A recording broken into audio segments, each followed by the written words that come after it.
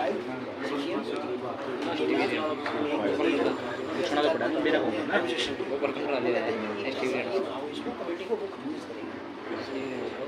तक वो नहीं आएगी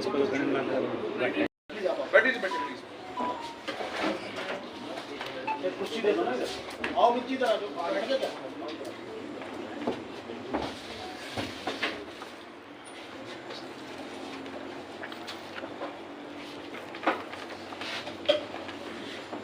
आप सभी को नमस्कार। मेरी तरफ से नमस्कार। आप सभी को नमस्कार। यहाँ बहुत बहुत स्वागत करता हूँ। मुझे आदेश प्राप्त हुए माननीय उपायुक्त महोदय से, गत महीने उन्होंने 24 तारीख को यहाँ अपना पदभार संभाला। उसके बाद से लगातार ये चीज़ें थी कि एक पत्रकार सम्मेलन इसमें सभी का परिचय हो जाए और आपसी तालमेल जो है लंबा चलता रहे। हर प्रकार से जो भी सरकार की जितनी भी गतिविधियाँ हैं उन तमाम तरह की चीज़ों पर आपसी मेल जो प्रशासन का और पत्रकार बंधुओं को आपस में बना रहे, उसी की निरंतरता में मुझे निर्देश आप सभी के लिए प्राप्त हुए। मैं यहाँ माननीय मुख्यमंत्री जी के मीडिया कोऑर्डिनेटर हिसार मंडल के अशोक छाबड़ा जी का यहाँ पहुंचने पर स्वागत करता हूँ।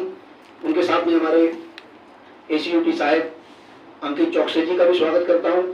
सिविल अस्पताल से डॉक्टर नवनीत आए, उनका भी स्वागत करता हूँ।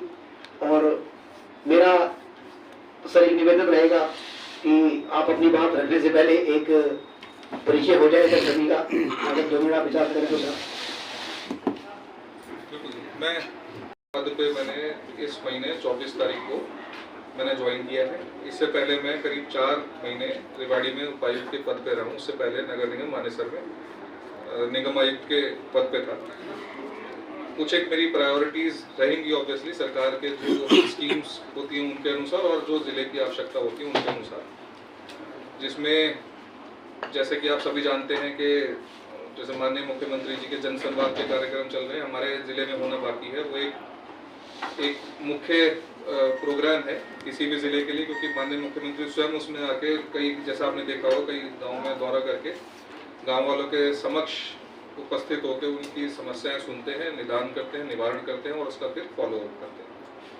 दूसरा एक जो पर्टिकुलरली अगर आप डिस्ट्रिक्ट जींद की बात करें तो एक प्रोजेक्ट जो काफ़ी समय से चल रहा है, जिसको हमारी कोशिश रहेगी जल्दी से जल्दी उसको अमली जामा पहनाया जाए। वो प्रोजेक्ट है नहरी पानी का जो है अवेलेबिलिटी डिस्ट्रिक्ट जींद के लिए। इसमें मैं आपको पहले ही बताना चाहता हूँ कि इसको प्रेस कॉन्फ्रेंस मान लें, ठीक है, तो परिचय हो जाएगा। हाँ सर, तो परिचय हो जाएगा। मैं बता ही देता हूँ फिर, क्योंकि मैं जब कह ही रहा हूँ अपनी बात को, तो आपसे फिर चर्चा जो इसके बाद। इसमें पीछे बड़ौदा विलेज में, if I am not wrong, क्योंकि अभी सारे नाम मुझे याद नहीं हुए हैं विलेजेस के, इसमें 46 एकड़ जमीन जो है वो पब्लिक हेल्थ ने लेनी थी वाटर वर्क्स के काम के लिए, जिसमें नहरी पानी लेके आया जाएगा और फिर संबंधित जो नज़दीक एरिया है उनमें सप्लाई किया जाएगा, जिसके धीरे धीरे कैपेसिटी भी एनहांस की जा सकती है। उसमें करीब 5-5.5 एकड़ ज़मीन ऐसी थी जो बकाया थी, शेष थी। बाकी ज़मीन जो थी वो ई-भूमि पोर्टल के माध्यम से सरकार के द्वारा खरीद की जा चुकी है।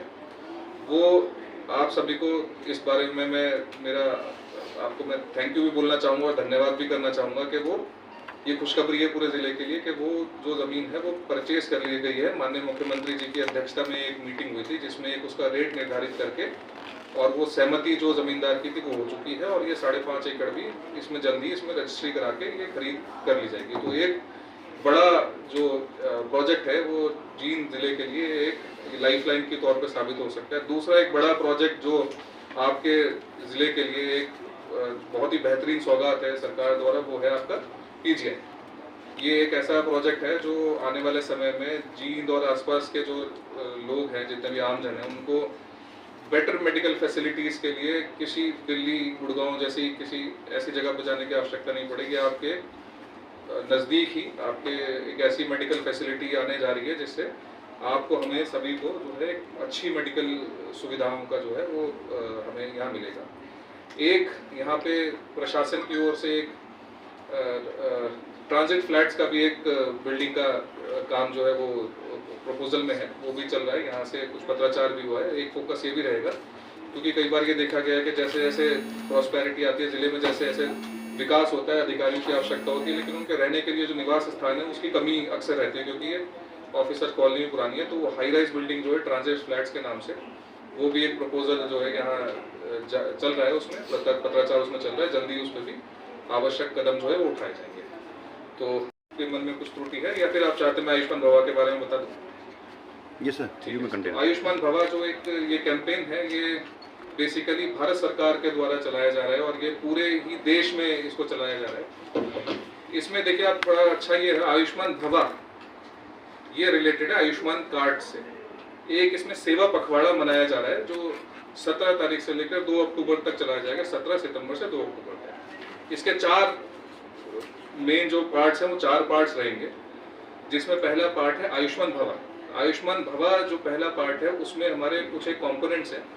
उसमें एक तो ये है कि हमारी जो ग्राम सभा जैसे होती है, एक स्पेशल ग्राम सभा नॉर्मली हम करते हैं हर 2 अक्टूबर के दिन हर गांव में होती है, उसी में आयुष्मान सभा करी जाएगी, जिसमें उद्देश्य ये होगा कि उस गांव में जितने भी आयुष्मान या चिरायु के जितने भी हमारे एलिजिबल बेनिफिशरीज हैं उनको 100% लोगों को वो कार्ड बना के दे दिया जाए, सैचुरेशन हो जाए और उनसे जो है चर्चा करी जाए कि इसके क्या बेनिफिट्स हैं और इसके क्या उद्देश्य है, आप जो बेनिफिशरीज हैं उनको देने। उसके साथ साथ हमारा हर वीकली, हर हफ्ते अलग अलग थीम्स पे कैंप्स लगेंगे हर विलेज में। ये हमारा जो प्रोग्राम जो राष्ट्रपति महोदय के माध्यम से जो इनॉग्रेट हुआ है ये अभी पिछले हफ्ते, इसमें CHC, PHC से लेकर नीचे तक हमारे जो हेल्थ एंड वेलनेस सेंटर जो सबसे नीचे की एक कड़ी होती है, एक इकाई होती है हमारी स्वास्थ्य सेवाओं में, उसमें भी ये सभी जगह ये कैंप्स धीरे धीरे हमारे लगेंगे। और हमारा एक उद्देश्य ये रहेगा कि सैचुरेशन हो जाए हमारी हर विलेज में आयुष्मान कार्ड के जो भी एलिजिबल बेनिफिशरीज हैं। जैसे मैंने आपको बताया, सेवा पखवाड़ा जो है हमारा 17 तारीख से लेकर 2 तारीख तक चलेगा। आयुष्मान भवा जो है उसका एक कॉन्स्टिट्यूएंट है, उसका दूसरा हिस्सा होगा हमारा ऑर्गन डोनेशन की प्लेज।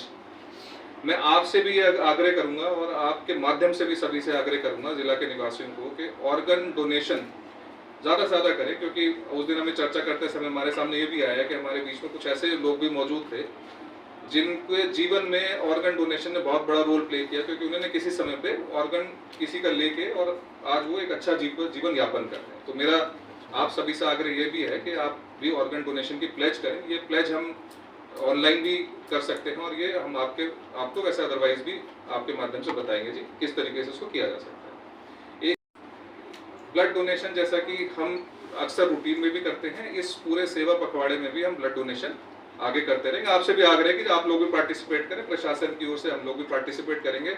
उस दिन मीटिंग में कुछ हमारे प्रशासनिक अधिकारियों ने प्लेज उसी दिन कर ली जिस दिन हमने पहली मीटिंग इस बारे में करी थी, तो भी एक खुशी का विषय है ये। एक हमारा इसके साथ ही रहेगा स्वच्छता का अभियान। हम जैसे माननीय प्रधानमंत्री महोदय ने भी ये लाल किले से इसको आह्वान किया था, इस कार्यक्रम को लॉन्च किया था, जो एक पहली बार देश में इसको कितने सकारात्मक तौर पे लिया गया और आपने बदलाव देखा होगा। इसी प्रकार से इसको आगे बढ़ाते हुए इसमें स्वच्छता अभियान भी चलाया जाएगा। जितने भी हमारे CHC, PHC, मुख्यतः इसमें कोशिश ये है कि जी हमारे जितने भी हेल्थ के जो इकाइयां हैं, जो स्वास्थ्य की इकाइयां हैं नीचे से लेकर ऊपर तक, उन सभी में स्वच्छता अभियान चलाया जाए। हमारे सरकारी जो कार्यालय हैं उनमें स्वच्छता अभियान चलाया जाए। उसके अलावा भी जितने भी हमारे सार्वजनिक जगह हैं, मेरा आपसे भी आह्वान ये है, आपके माध्यम से सभी जिले की जनता से मेरा सबसे आह्वान है कि जी आप अपने आसपास, घरों के आसपास, अपने कार्यालयों के आसपास, अपने दुकान है, आपकी सड़क है, कुछ भी है, जहाँ भी आप रहते हैं निकलते हैं, वहाँ सभी हाथ बटाएं और उसमें स्वच्छता का ये अभियान चलाएं। तो इस प्रकार की मोटी मोटी रूपरेखा रहेगी। इसमें अगर डिटेल्स की आपको आवश्यकता है तो मैं डॉक्टर साहब से भी आग्रह करूंगा, वो भी आपको कुछ डिटेल्स दे देंगे। कार्यक्रम ऑफिशियली लॉन्च हो चुका है। इसमें आप हमारा, क्योंकि सोमवार से इसमें हमारी जो एक्चुअल कार्रवाई इसमें चालू हो जाएगी और इसमें आपको ग्राम सभा भी अगले हफ्ते से देखने को मिलेंगे पर वीक। जी, निर्धारित डेट वगैरह तो मैं अपनी बात मैंने मोटी मोटी तो रख दी, आप कुछ पूछना चाहते हैं कोई दिक्कत नहीं। उसका टोटली जो ग्राउंड लेवल पे फ्लोर तो से कब दिखाई देगी?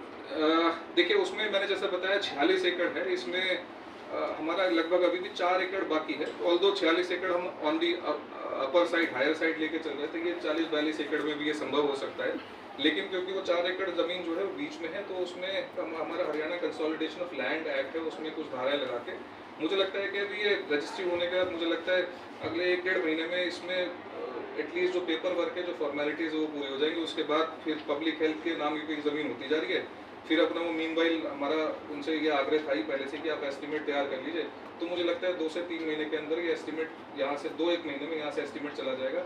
मुझे लगता है 6-1 महीने में परमिशन भी आ जानी चाहिए, जो हमारी डिज़ाइनिंग है, बाकी सारी चीज़ें हो जानी चाहिए। तो मुझे लगता है 5 से 6 महीने में आपको इसमें फील्ड में भी ग्राउंड पे भी कुछ ना कुछ आपको काम नजर ये मान के चले 5 से 6 महीने या 8 महीने इसी जी बिल्कुल तक टेंडर हो जाएगा इसका। हाँ जी बिल्कुल। टेंडर तो देखिए मैं नहीं कह सकता क्योंकि सरकार से परमिशन आनी, बड़ा प्रोजेक्ट है, लेकिन आपको वो एस्टिमेट्स वगैरह जो तैयार होने होते हैं, डिजाइनिंग जो होती है, तो जिले के स्तर से जो काम होना है वो मुझे लगता है 4-1 महीने में आपका हो जाएगा, और मुझे लगता है उसके बाद 2-1 महीने में परमिशन भी आ जाने जी साहब, ये तो बड़े प्रोजेक्ट है, जी जी नहीं घूमे तो घूमना, एक भी सड़क ऐसी नहीं है जिस पे आराम से चल सके, और ये तो जी। आपके बस का है। जी जी सड़कों की हालत के बारे जी। में क्या कहोगे? हाँ, मेरे नोटिस में ये भी आया है। इसके अलावा एक विषय मेरे नोटिस में क्या है, सड़कों की आपने बड़ी अच्छी बात बताई है। हमने पीछे लगातार इसे मीटिंग्स भी करी है, जो हमारी एग्जीक्यूटिंग एजेंसीज हैं उनके मैंने पिछली बार भी एक चर्चा की थी। इसमें जो टेंडर्स है वो विभिन्न स्टेजेस पे हैं, किसी का टेंडर तैयार है, किसी का लग गया है, किसी का ओपन होने वाला है, किसी का वर्क ऑर्डर हो चुका है, काम होने वाला है। एमसी में भी पीछे 4 सड़कों की बात हुई थी, उनका वर्क ऑर्डर भी हो गया है, उनका काम होने वाला है। तो ये अलग अलग स्टेजेस पे है। दूसरा, जैसे आप में से कुछ भाइयों से मेरे पीछे ही बात हुई थी, जो स्ट्रे कैटल है, आवारा पशु जिनको हम कहते हैं, उनके बारे में भी मैंने ये स्वयं भी देखा है कि शहर में इस प्रकार की समस्या है। तो डीएमसी साहब से भी मेरी इस बात में चर्चा हो चुकी है। गौशाला में थोड़ी हमें दिक्कत इसलिए आ रही है क्योंकि जो 2 गौशाला है शहर से अटैच्ड है, जहाँ पे पशुओं को लेके जाया जाता है, वो उनकी कैपेसिटी होती है किसी भी गौशाला की, वो लगभग खत्म हो गई है। तो हम इस पे काम कर रहे हैं कि जी या तो अगर एमसी जो है नगर परिषद अपनी ही कोई गौशाला बना ले, या फिर किसी ऐसी गौशाला से टाई अप करे, क्योंकि किसी भी अगर हम पशु को किसी गौशाला में भेजते हैं तो ये हमारी जिम्मेदारी होती है कि जी हम उसके रख रखाव के, उसके चारे के, उसकी रहने की व्यवस्था का इंतजाम करें, और उसकी कैपेसिटी जो होती है उसके ऊपर ना जाए, क्योंकि फिर पशुओं को दिक्कत होती है। तो एक और गौशाला से हम टाई अप करने की हम प्रयास में कोशिश कर रहे हैं। अगर वो टाइप नहीं भी हुआ था तो हमारा प्रयास ये रहेगा कि हम अपनी किसी कोई ऐसी जमीनों जो बहुत यूज में ना आती हो उसमें भी हम गौशाला नहीं बनाने का प्रयास करेंगे। डीसी साहब जी जी धरना ले बैठे हैं, उनकी जी। मांग है कि जो सरकार द्वारा मंजूर है संत रविदास की कबीर चौक और वाल्मीकि चौक बनाया जाए, जी। इस पे असली प्रशासनिक क्या अड़चन है ताकि देखिए, लोगों को पता चले। प्रशासनिक अड़चन तो देखिए, कोई भी जो नेशनल हाईवे है उस पे अभी आपने देखा होगा, जींद जिले के बाहर भी आप कई जगह गए होंगे, दूसरी स्टेट्स में भी गए होंगे, नेशनल हाईवे नॉर्मली अपने हाईवे के बीच में किसी प्रकार के कोई प्रतिमा लगाना या फिर किसी प्रकार का कोई रुकावट या फिर कोई राउंड अबाउट इस प्रकार का अलाउ नहीं करता है। हमें नेशनल हाईवे से इस पर्टिकुलर मैटर में किसी प्रकार की एनओसी प्राप्त नहीं हुई। लेकिन आपको मैं ये भी बताना चाहूँगा कि अभी पीछे दिशा की मीटिंग हुई थी जिसमें माननीय सांसद महोदय उसमें खुद स्वयं उपस्थित थे। ये मुद्दा उस समय भी सामने आया था, तो उन्होंने भी ये कहा था कि जी साइड में, क्योंकि हमारा जो संत कबीर जी की जो मूर्ति स्थापना की जो बात आई है उसमें नेशनल हाईवे की तरफ से हमें परमिशन नहीं मिली, अनुमति नहीं मिली, एनओसी नहीं मिली किसी प्रकार की। साइड में एक जगह है जो एमसी के क्षेत्र में आती है, तो उसमें माननीय सांसद जी भी अग्री कर गए थे। तो उसमें अगर सभी लोग, दोनों जो पक्ष हैं वो अग्री करेंगे तो उसमें हम मूर्ति, लेकिन उनका कहना डीसी साहब कि जींद में लो या कहीं भी लो, किसी भी स्थान पे मुख्य चौक पे कहीं भी कोई साइड में प्रतिमा नहीं है, तो फिर ये ही क्यों? आप चाहे देवलाल चौक लीजिए या परशुराम जी चौक लीजिए या धिंगड़ा चौक लीजिए या पटियाला चौक लीजिए, दो पक्ष इसमें इन्वॉल्व है। उनकी इच्छा है कि नेशनल हाईवे जो होता है उसके बीच में लगाए। नेशनल हाईवे पे आप भी जानते हैं, हम भी जानते हैं कि इसमें स्टेट गवर्नमेंट का पूरे तरीके से कंट्रोल नहीं होता। नेशनल हाईवे भारत सरकार की एक इंडिपेंडेंट अथॉरिटी है, उनकी परमिशन के बिना तो इस पे लीड भी टेकना मुश्किल है। तो जब तक उनकी परमिशन नहीं आती लीगली, कानूनी तौर पे, तो हम इसमें बिल्कुल नहीं कर सकते। मैं अभी तो वेट तो किया जा सकता है सर उसके लिए कि भाई हाईवे से हम परमिशन आएगी तो बनाएंगे। मैं वही कहा जी, हाईवे से परमिशन के लिए हमने लिखा है, हाईवे ने मना कर दिया परमिशन के लिए। मैं आपको वही बता रहा हूँ, सांसद महोदय ने ये कहा जी हाईवे से अगर इनसे परमिशन नहीं आती तो साइड में जो आपका जो जमीन जो एमसी की लगती है, अगर उसमें दोनों पक्ष अग्री करते हैं तो उसमें मूर्ति की स्थापना कर देंगे। पीसफुली, देखिए कोई भी कार्य जो होना चाहिए पीसफुली होना चाहिए।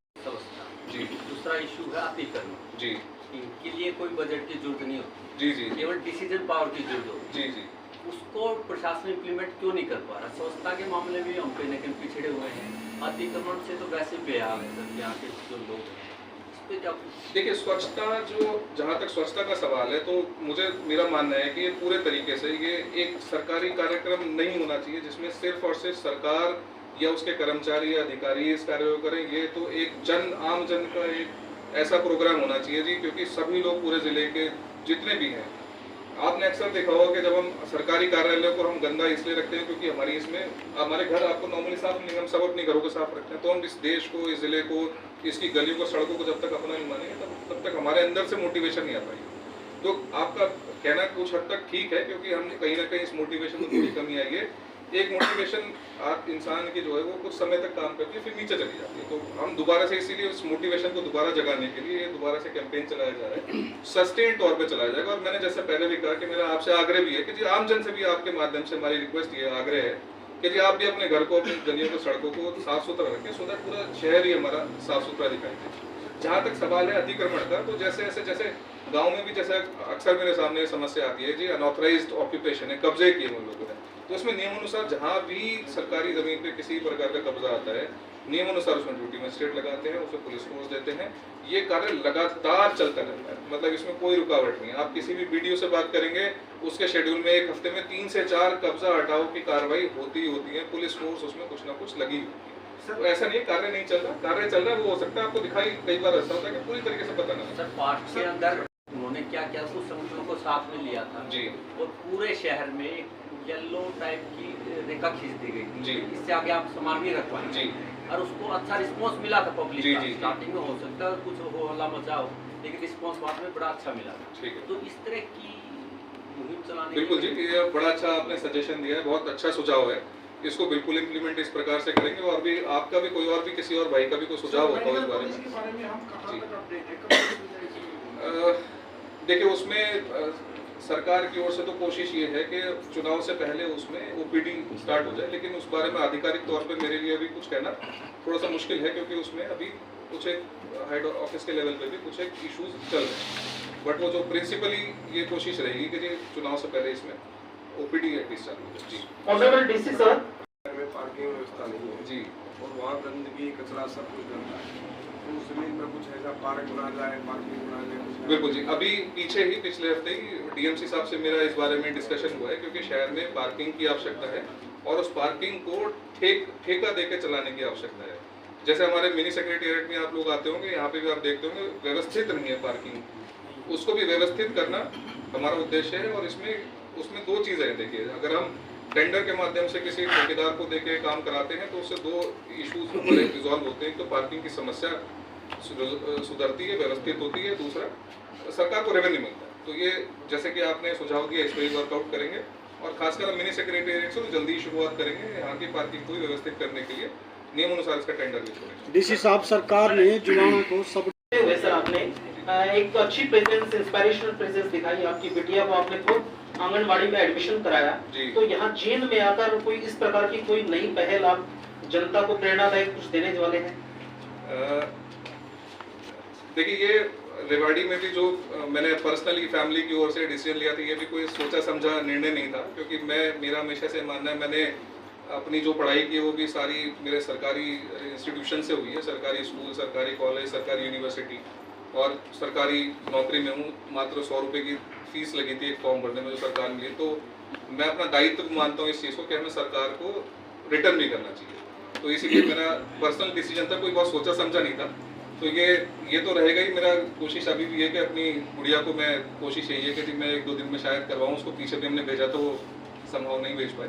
तो देखिए, कोई सोचा समझा नहीं, तो हो सकता है कुछ और भी हो सकता है। आपको देखने को रानी तालाब के पास 5-6 एकड़ हो चुका है, यदि नोटिफिकेशन हो चुका है तो फिर अभी नोटिफिकेशन नहीं तो हुआ है। वैसे जिला स्तर पे उपमंडल स्तरीय कार्यक्रम किए जा रहे हैं वहाँ 15 अगस्त पे या जो 26 जनवरी पे उपमंडल स्तर का नाम देके। देखिए, नहीं, उपमंडल के ये जिला स्तर के कार्यक्रम तो सरकार कहीं भी कर सकती है, किसी ब्लॉक में भी कर सकती है, ब्लॉक में भी कर तो अभी नोटिफिकेशन नहीं हुआ, क्लियर बात अभी एज ऑफ नाउ नोटिफिकेशन हुआ। इनफैक्ट उस समय और भी, जैसे मैंने आपको बताया मानेसर था, उस समय और भी 8 से डिवीजन अनाउंस हुए थे। 7-8 से अभी नोटिफिकेशन पेंडिंग है, बट मुझे लगता है जल्दी हो जाएगा, क्योंकि माननीय मुख्यमंत्री ने स्वयं इसको अनाउंस किया। जी, के बारे में बात की, यहाँ पर तरीके से वो गौशाला जी जिसके पास जी अरबों रुपए की प्रॉपर्टी जी। जमीन विकास तो बाकी ऐसी जमीन होने की आवश्यकता ही हो सकती बिल्कुल आपका मैंने कहा कि सुझाव आपका अच्छा है, इसमें हम वर्कआउट करेंगे। है। तो काफी कुछ उनके पास पैसे की रक्षा वाला ना देखिए, मेरे लिए भी क्योंकि मुझे ज़्यादा समय नहीं हुआ है, तो कुछ एक चीज़ें जो आप बता रहे हैं मेरे लिए भी कुछ नई प्रतीत होती है, लेकिन हम वील वर्क इट आउट हम लोग का।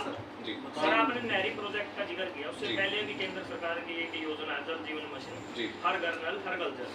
जींद में दावा किया था मुख्यमंत्री, लेकिन पाइपलाइन की दबी नहीं है, पेंडिंग है कार्य, लेकिन जल कैसे पहुंचेगा?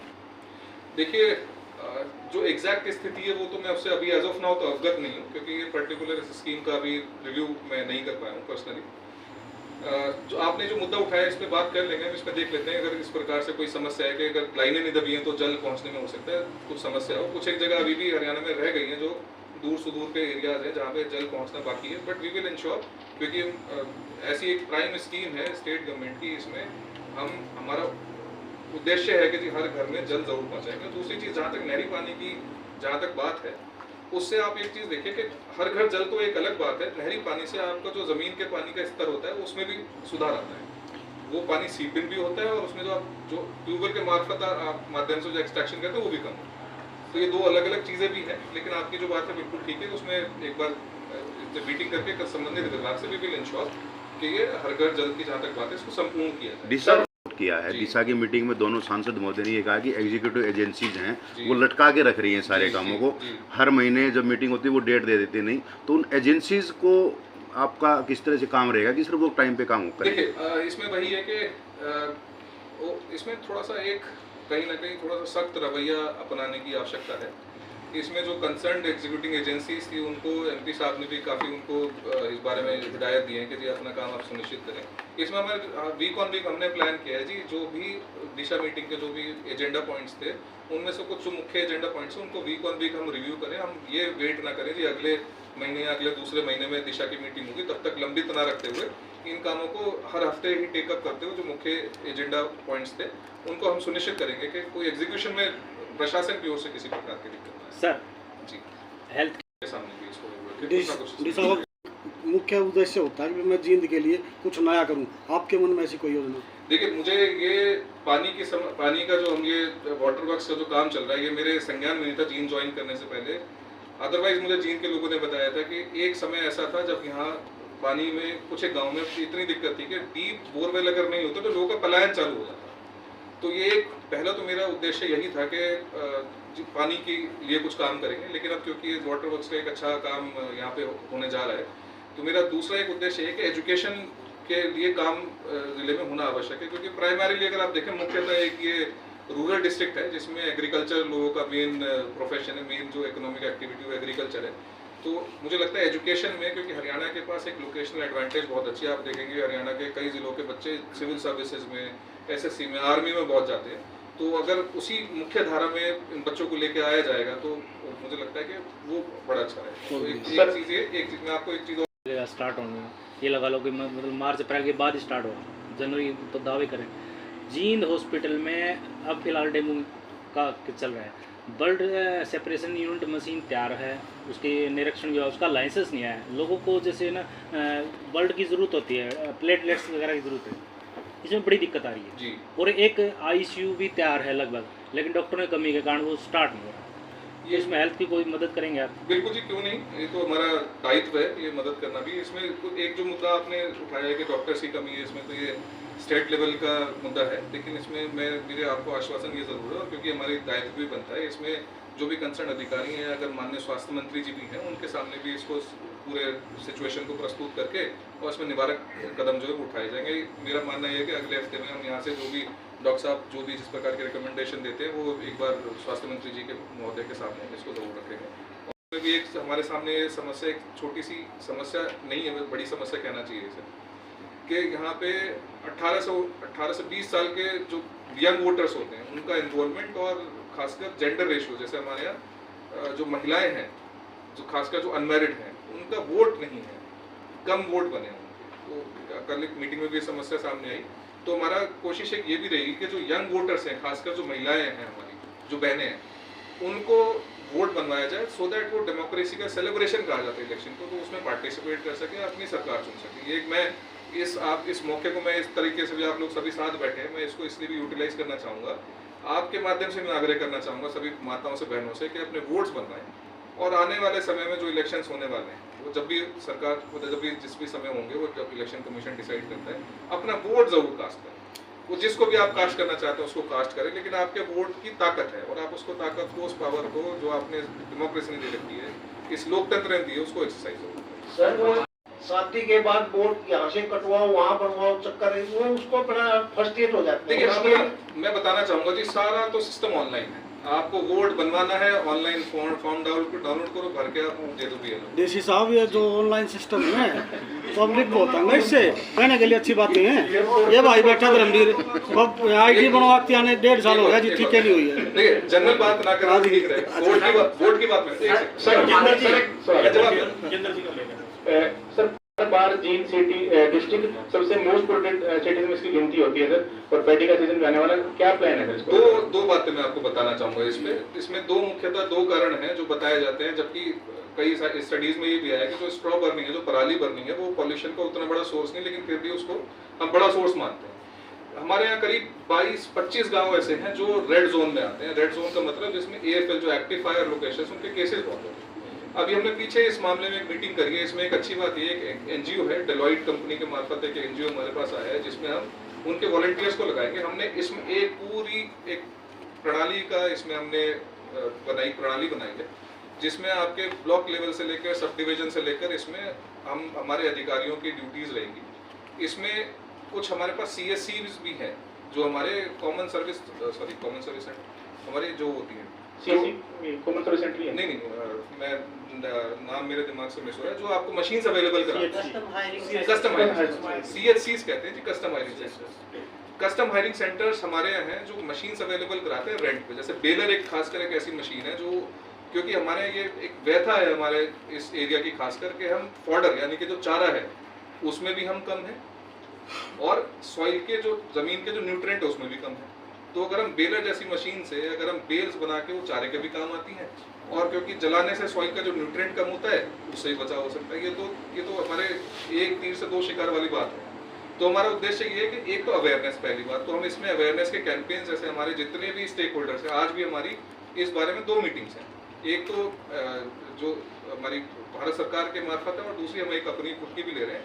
इसमें पूरी प्रणाली बनाई है। पहली चीज़ तो कि हम लोगों को मोटिवेट करें, किसानों को मोटिवेट करें कि जी पराली ना चलाएं, उनको बेनिफिट बताएं क्या क्या बेनिफिट हो सकते हैं। दूसरी चीज़ उनको इंसेंटिव दें पराली ना चलाने के, और तीसरी चीज़ उनको हम सुविधाएं उपलब्ध करें। तो ये तीनों चीज़ों पे काम चल रहा है। मेरा मानना यह है कि आपको इस साल जींद में एक्टिव फायर लोकेशन के इंसिडेंट 100% कम मिले। सर ये जो प्रोविजन फाइन और देखिए, फाइन तो हर साल ही होता है। अभी एक्टिव जो गांव है उनकी लिस्ट मेरे पास एज ऑफ नाउ मौजूद नहीं है। ये क्या नरवाना हर बार ज्यादा केसेस सुसाइड जाते हैं? नरवाना साइड ही है। जो भी आपका जो भी आपका पैडी ग्रोइंग एरिया है, उन एरियाज में सफेद हो जाता है। सफेद हो जाता सर पराली को मान रहे हैं लोग, लेकिन टायर की फैक्ट्री क्यों नहीं आते? है। टायर जलाते हैं, वो सबसे ज्यादा प्रदूषण करते हैं। इस बार देखिए, मैं दूसरी बात बोलना भूल गया कि एक तो पराली की है, और दूसरा आपके बाकी जो जितने वेहिकुलर एमिशन है या फिर आपका इस प्रकार से कोई पोल्यूशन करने वाली इंडस्ट्रीज है। एक ग्रैप होता है, जो ग्रैप पोल्यूशन कंट्रोल बोर्ड द्वारा लगाया जाता है। उसमें पूरे मेजर्स होते हैं कि जी आपको उसमें डेट्स दी होती है कि आपको इस डेट से लेकर इस डेट तक ये कार्रवाई आप कर सकते हैं, ये चीज़ें अलाउड नहीं है। उसको हम सख्ती से इम्प्लीमेंट करेंगे। उसमें डीजल जेनसेट्स भी है हमारे पास, पूरी इंडस्ट्रीज की लिस्ट है जो डीजल जेनसेट चलाते हैं, उनको भी हम कर्व करेंगे, उनको भी रोकेंगे। तो ओवरऑल मुझे लगता है इस बार आपका पोल्यूशन में गिरावट जरूर आएगी। सर इसमें क्योंकि जो कलम होती है वो ताकतवर होती है, उपायुक्त को कुछ कहने की आवश्यकता नहीं होती। तो आपको आने वाले समय में दिख जाएगा कि जी, मैं रेवाड़ी का भी अगर आपको उदाहरण दूं, या फिर गुड़गांव में मैं रहा था ADC, तो उसका भी उदाहरण दूं, तो जब आप किसी भी, क्योंकि हम एक सिस्टम के अंतर्गत कार्य करते हैं और हमारे ऊपर हमारे जो सीनियर ऑफिसर्स हैं, हमारे ऊपर नियम कानून भी लागू होते हैं, उनका उल्लंघन करने पे अगर आप एक वार्निंग जारी करते हैं या फिर कोई शो कॉज जारी करते हैं या फिर उसके बाद कोई प्रशासनिक कार्रवाई करते हैं, तो उसके बाद वो एक व्यक्ति के खिलाफ तो होता है, एग्जाम्पल सॉल्व के लिए बन जाता है। तो वो मैं ज्यादा नहीं कहूँगा उस बारे में, सिर्फ लोगों को समझाना मुश्किल है। मेरा ये मानना नहीं है जी। मेरा ये मानना है इंसान को वो चीज समझ आती है जो उसके दिल को छूती है। आपको सिर्फ उतनी बात करनी है जो उसके दिल को। जब तक आप आपके बीच का हूँ, माफी चाहता हूँ, तो आपको मेरी सारी बातें दिल को छूएंगी और सारी बातें तो डकाने वाली कोई पूरे देश की बात है, समझा? हाँ ठीक है सर, बहुत बहुत धन्यवाद, मिलते रहेंगे जी। और आपसे मेरे देखिए सिर्फ एक ये प्रेस ब्रीफिंग की या फिर हमारे मुद्दों के अलावा भी आप, मेरा मानना है जो मीडिया है, आप लोगों जो लोग कहते हैं ना फोर्थ पिलर ऑफ डेमोक्रेसी, वो आप एक्चुअली आप ओपिनियन बना भी सकते हो, बिगाड़ सकते हो। तो मेरा आपसे आग्रह है कि जो भी अब इस प्रकार की जो इश्यूज है, जैसे वोट बनवाने वाला एक सामाजिक कार्य है, जो हो सकता है वो मिर्च मसाले वाली न्यूज तो ना हो बनेगी, लेकिन वो जरूर है कि उसमें आपके छोटे से एफर्ट से बहुत बड़ा बदलाव इस जिले में तो खासकर आ सकता है। तो इस प्रकार की चीजें आपके मार्फत अगर लोगों तक जाएंगी तो लोग भरोसा करते हैं। तो थोड़ा सा आप भी अगर इसमें तो सोचा था कि आपके साथ अलग से चाय पीऊंगा, बात ये थी, अधिकारी को इसलिए नहीं बुलाया। इसमें एक और खास बात है, हॉस्पिटल वगैरह है या कुछ और है, वहाँ अगर आप जाएं न्यूज देते रहेंगे। बहुत बहुत धन्यवाद, थैंक यू।